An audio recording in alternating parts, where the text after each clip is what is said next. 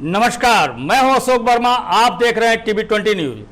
TV 20 news पर फटाफट खबरें जारी हैं, बने रहिए हमारे साथ। अंबेडकर नगर में पल्लवी पटेल ने यूजीसी 2026 को लेकर केंद्र सरकार पर तीखा हमला बोला। उन्होंने कहा कि यूजीसी पर कोर्ट की रोक सरकार की नीतिगत विफलता का नतीजा है। उन्होंने ड्राफ्ट कमजोर तैयार किया गया है और सरकारी पक्ष भी अदालत में मजबूती से नहीं रखा जा रहा है। उन्होंने आरोप लगाया कि विश्वविद्यालयों में जातिगत भेदभाव लगातार बढ़ता जा रहा है और आंकड़ों के मुताबिक इनमें से 118% तक की वृद्धि हुई है।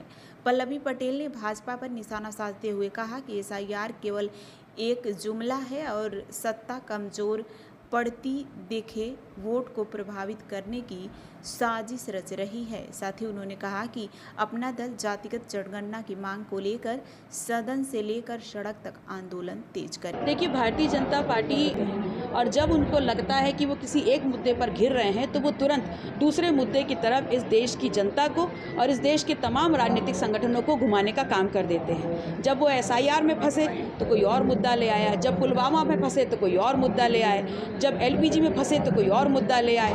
तो ये तमाम घटनाक्रम उनके चलते रहते हैं, लेकिन जनता को ज़रूर ये बहुत ज़रूरत है और मुख्य रूप से क्योंकि हमारी जिम्मेदारी विपक्ष में है तो हमारी ये जिम्मेदारी ज़रूर है कि उनकी सोच, नीयत और नीति कैसी है वो जनता के बीच में जा करके उन तमाम मुद्दों को उजागर करने का काम। 27 उत्तर प्रदेश की राजनीति और उत्तर प्रदेश की सत्ता को बदलने वाला चुनाव होगा।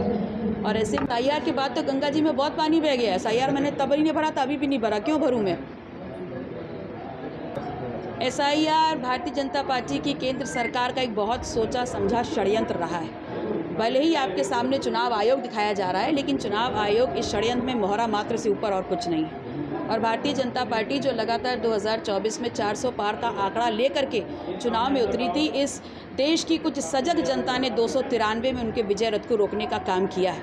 और भारतीय जनता पार्टी का ये आंकलन बहुत तेज़ी से चल रहा है कि सत्ता धीमे धीमे खसक रही है और ऐसे में आपकी वोट की डकैती, आप वोट ना करने पाएँ और जो सुदूर गांव, ग्राम, कस्बों में रहते हैं लोग, वो अपनी लोकतांत्रिक ताकत का इस्तेमाल भारतीय जनता पार्टी के विपक्ष में ना करने पाएँ, इसलिए एसआईआर का नया एक जुमला जो है वो छोड़ दिया गया आपके बीच में। जातिवार जनगणना को इस देश की राजनीति में एक जुमला मात्र बता दिया और कह दिया, सदन में घोषित कर दिया कि जातिवार जनगणना कराएंगे। हमारी मांग जातिवार जनगणना कराने की थोड़ी न थी।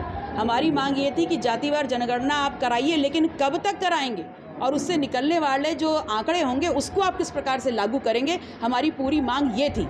लेकिन जो भारतीय जनता पार्टी की सरकार है वो बातों की बहुत अच्छी है, वो मीठे मीठे जुमले छोड़ देती है। जातिवार जनगणना कराएंगे इतना कह करके उन्होंने सोचा कि इस पूरे मुद्दे को ही ख़त्म कर दो, लेकिन जब तक अपना दल है सड़कों पे और सड़क सदन में लेकर के हम लड़ते रहेंगे इस बात पे कि जातिवार जनगणना कराएंगे। चलिए आके आपने आगे कदम बढ़ाया और ये बोला, तो अब दूसरे प्रश्न का जवाब भी दे दीजिए कि जातिवार जनगणना कब तक कराएंगे और उससे निकलने वाले जो आंकड़े हैं उसमें सामाजिक न्याय को स्थापित करने के लिए कैसे प्रयोग करेंगे। जब तक नहीं आता इसके लिए पार्टी क्या लगातार लड़ रहे हैं,